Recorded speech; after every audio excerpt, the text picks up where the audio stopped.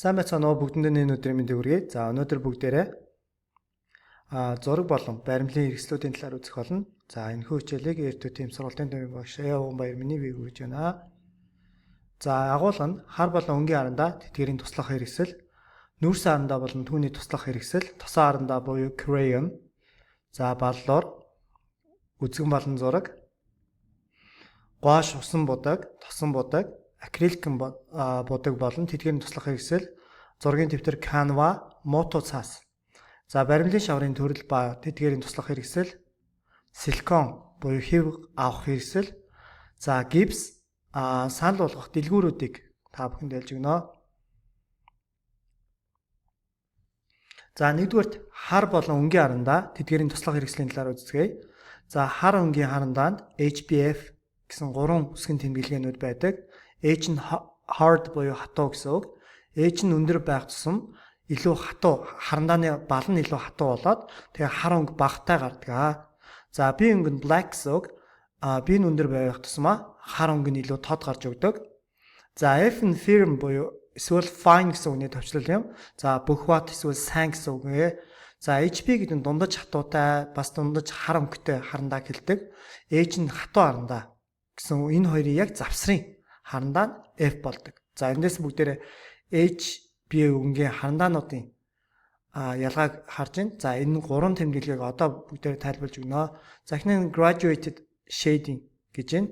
За энэ болохоор уусгалтай сүүдэр гэсэн үг. За эндээс бүгдээрээ уусгалтай сүүдэр яаж хийж байгааг харж байна. За cross hatching гэдэг нь болохоор хэрэгсэл зурж сүүдэр гаргадаг. За smudge test гэдэг нь болохоор smudge test гэдэг нь юу вэ гэхээр за үрэх замаар сүүдрийг одоо тэр зургийг илүү жигд болгож өгөхийг хэлдэг. За эндээс бүгдээрээ өнгийн харандаанд харж байна. За эдгээр өнгийн харандаанууд нь хагийн төгөөмөл байдаг, усан будаг болдог харандаанууд юм. За харандаа өнгийн харандааг авахдаа давхар усан будаг болдог харандааг авал бас давуу талтай байдаг зарим талаараа.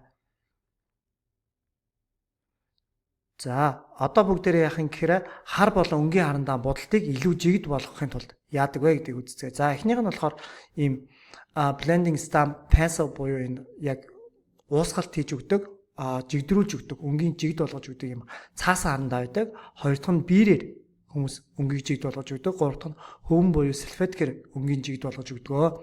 Харандааны зураг зурхад хурууны хээ орох гэх мэтээр зураг маш муухай болох гэдэг. Ийм учраас эрзэний бэлэг өмсөх шаардлагатай. Эсвэл мэрэгжлийн яг тийм зургийн бэлгэнүүд байгаад байдаг. Эсвэл зурган дээр цаас тавих. За зарим тохиолдолд шил өнгөгүй автан гэх мэтийг тавьж зурдаг байгаа. За нүүрс харандаа болон түүний туслах хэрэгслийн талаар үзье. 2 дугаар сэдв. За харандаанаас гарч болох хамгийн тод өнгийг нүүрс харандаа гаргаж болдог.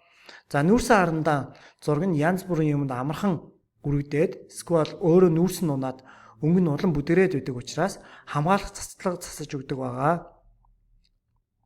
За харандаа авахдаа хамгийн гол нь юу гэхээр гол буюу балынх нь хугамдгай байдлыг болон өнгийн гаралтыг үзэх шаардлагатай байдаг. За одоо бүгдээрээ 3 дахь сэдэв буюу тосон харандааны талаар үзье. За буюу англиар crane гэдэг. За хурц тод өнгөний эсрэгцлийг гаргахад хамгийн тохиромжтой будаг юм. За иймэрхүү төрлийн зургуудыг зурвал маш тохиромжтой байдаг. За дөрөвт нь зөв баллуураа хэрхэн сонгох вэ? За шууд ямар нэг хар харандаагаар зурж үзээд за тухайн цаасаа баллуурдаж үзэхэд цаас нь дараах байдалтай болох юм бол нуглагдахгүй. За урагдахгүй байх хэвээр, цаасыг бохирдуулахгүй байх хэвээр. Мөн бохиртой тэр баллуурн дээр байгаа бохирдолтой хэсэг нь үүрээд унжаах хэвээр гэсэн. За ийм байх юм бол энэ таны зөв баллуураа гэсэн. За хит их хатуу эсвэл буруу баллуураар цаасыг үрэх юм бол тухайн цаас нь гимтээд тэгээ зургийг бас маш муухай болгочдөг байгаа. Тийм учраас баллуур зөв сонгоно гэдэг нь өөрөө маш чухал асуудал юм. За үүнээс гадна харандаан зурагтаа маш ижилхэн үзгэн балаар зурдаг. За үзгэн балаар зурхад илүү хянуур байх шаардлагатай. Яагаад гэхээр бал нь баах боломжтой. Тэгээд маш зөөлөн дарж маш хянуур байхгүй бол зураг нь маш муухай болох гэдэг. Тэгээ үзгэн бал нь маш өвөрмөц тийм хэм маягийг илэрхийлж өгдөг. Зураач маш их чадвар шаарддаг. За тэгээд та бүхэн нийтээ сая гэх юм бол ballpoint pen art гэж хайж болно. За гуаш, усан будаг, тосон будаг, акриликэн болон зураг болон тэдгээрийн туслах хэрэгслийн талаар үздэсгэе. Гуашыг за гуашны эхлээд онцлогийг үздэсгэе. Хуурайд нь эргэж усан дуусгаж болдог. Өөрөөр хэлбэл тухайн зургаа болгочоод эргээд усаар дахиад шингэлээд илүү өөрчилж болно гэсэн үг баг зэрэг. За өнгө нь мат өнгөтэй байдаг буюу гялцдаггүй. За сургалт болон хүүхдийн уран зургийн зурагт хамгийн түгээмэл хэрэглэдэг. Өөрөөр хэлбэл хүүхдүүдэд хэрэг зураг зааж өгч байгаа. Эсвэл та яг зураг анхалт сонирхож байгаа бол гуаш авал хамгийн тохиромжтой гэсэн. Цаасан дээр маш сайн тогтно. Даун дээр тогтдоггүй материалыг гуаш гэж байгаа. За ингээд Монголд хамгийн түгээмэл гэдэг нь Maris-ийн гуаш байдаг. За тосон будаг. Тосон будаг нь маш баялаг өнгөний гүн гаралтай байдаг. За иймхүү маш гоё зургийг зурхад бол хэрэгэлдэг. За гэхдээ сул тал нь бол хатдаггүй. За өнгө холих боломж өнгө хоорондоо холих маш их байдаг. За мэргэжлийн хөрөг зураг, абстракт урлаг болон бүтээлд ашигладаг.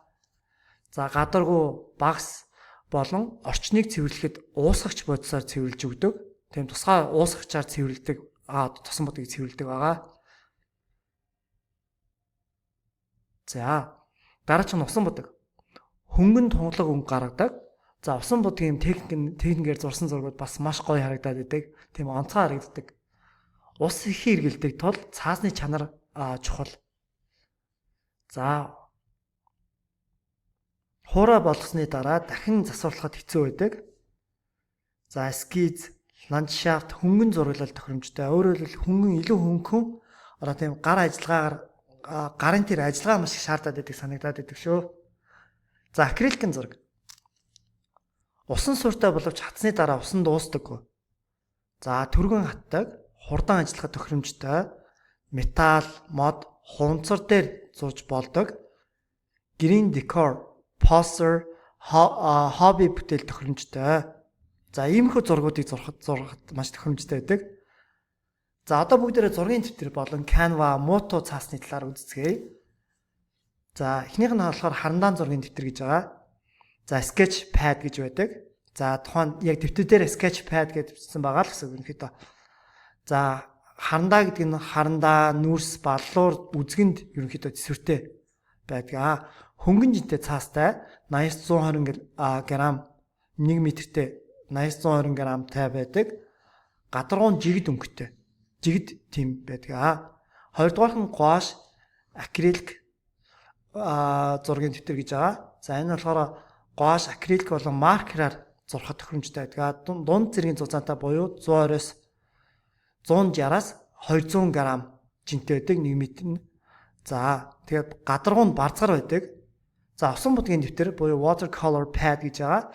Усан будаг, акварел бол маркер дээр боломжтой 200-аас 300 г байдаг 1 метр нь.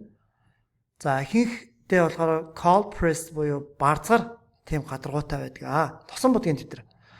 Тосон будаг акриликэн будгийн тохиромжтой маш цуцаан буюу 300 1 метр нь 300 г-аас илүү байдаг.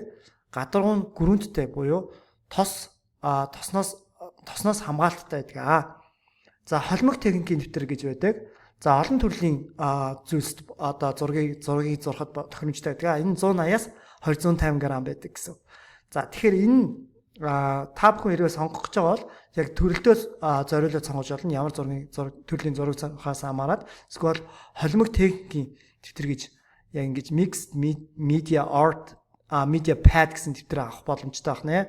За эндээс бүгд харцгаая. Sketch буюу хар зургийн дэвтрүүд байна.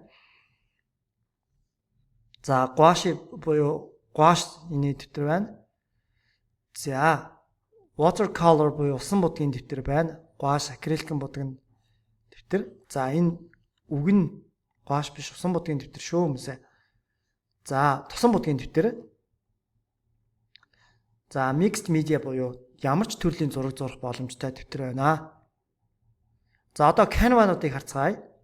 За энийг болохоор Canva гэж байгаа. За шууд жазтай тэгээд дээрэс нь ямар ч төрлийн юм зураг зурах боломжтой тийм хавтан одоо даавар материал байдаг гэсэн үг. Даавар биш материал байдаг. Зотон гэж орчуулад байдаг монголоор. За coarse paper буюу энийг муута цаас гэж байгаа. эхний ээлжинд 6 ноорг л баг. За янз бүрийн тийм олон одоо ямар нэгэн одоо Монгол бичгээр бичих ч юм уу те маш олон тохиолдлоор энийг ашиглах боломжтой. Муутнууд цаас бол ер нь зураачтад байвал маш зүгээр санагддаг. Эсвэл гэртээ бас тодорхой хэмжээгээр бас аваад тавьчвал хүүхдүүд нь бас зургийн одоо яг хэрэгсэлдээ зураг одоо тэр сонирхлоо хангахад боломжтой маш хямдхан байдаг. Тэгээд дээрэс нь бүтээл гаргахад хүүхдэд дэмжихэд бас хэрэгтэй болов уу гэж боддог миний хувьд. За одоо бүгдээр баримлын шаврын төрөл болон тэдгээрийн туслах хэрэгслийн талаар үзье. Баримлын шаврыг энгийн буюу одоо тоглоомон одоо зөвхөн хүүхдүүд ингээд тоглох боломжтой хүүхд зориулсан гэж болно. За янз бүрийн бүтээл гаргах хэв гаргахад зориулсан бүтээл эсвэл хэв гаргахад зориулсан баримлын шавар гэдэг энэ зөөлөн баримлын шавар. За энэ бий шүү. За янз бүрийн бүтээл гаргахад зориулагдсан бол илүү хатуу нь болохоор энэ байна. За шарах шүгэнд хийж хатууруулдаг, шууд агаар татдаг 3D баримлын шавар гэж 6 ангилдаг байна. За шарах шүгэнд хийдэг нь энэ. За 3D баримлын шавар нь энэ. За дээрэс нь янз бүрийн бүтээл хийх зориулсан энэ 7 дахь нь байна. Илүү хамгийн хатуу нь гэж байгаа. Бүр хав хатуу ийм баримлын шавар байдаг. За тэгээд энэ нь болохоор шууд ингээд хийгээд өөрөө айгүй маш хурдан хугацаанд татдаг байгаа. За баримлын шаврын сэлбэрийн хэрэгслүүд гэж байдаг. За иймэрхүү хэрэгслүүдийг авч болно. 3 төрөл байдаг. Хуванцар, мод, төмөр гэдэг. 3 төрөл байдаг. За силиконы хувьд би ерөнхийдөө маш олон төрлийн силикон авч үзсэн. Тэгээд зарим төрлийн силиконууд нь боддоггүй. Тэгээд Монголд яг силиконыг маш сайн чанарын силикон оруулж ирдэг нэг дэлгүүртэй танилцсан. Тэгээд энэс ерөнхийдөө болохоор нэлээд удаа силикон авч байгаа. Энэ нь болохоор пэйж нь энд харагдаж байна. За Faces та бүхэн ингээд таагаад үзэх боломжтой. 3D принтер, epoxy, силикон, лазер дагалдах хэрэгслийн худалдаа гэд хаагаад үзээрэй. За мөн гипсний хувьд мөн энэ дэлгүүрээс авдаг. Энэ дэлгүүрийн гипс нь яг тийм бүтээл гаргахад зориулсан сайн чанарын гипс байдаг. За санал болгох дэлгүүр. За энэ дээр өв соёл гэдэг зургийн хэрэгслийн дэлгүүр байдаг. Улсын дэлгүүрийн зүүн хойно талд хүр тэрэг гэдэг. За Монголын баг хамгийн анхны зургийн хэрэгслийн дэлгүүр мөн улсын дэлгүүр болон TD2-ийн голд байдаг. За гэрэл дүнг уран зургийн хэрэгслийн дэлгүүр байдаг. 2 газар байдаг байгаа. За энэ миний мэдэх хамгийн олон төрлийн зургийн хэрэгсэлтэй дэлгүүр байдаг. Соёлын үүр гэж байгаа. За энэ нь болохоор зургийн хэрэгслээс гадна бичиг хэргийн хэрэгслүүд зардаг. Тэгээд ерөнхийдөө маш хямдхан үнээр авъя гэвэл та бүхэн соёлын үүрийг зориорой гэж хэлэх байна. Улсын дэлгүүрийн зүүн талын байр подвалд эхнийх нь подвалд байдаг. За бүгдэнд нь анхаарал хандуулсан явдалд баярлалаа.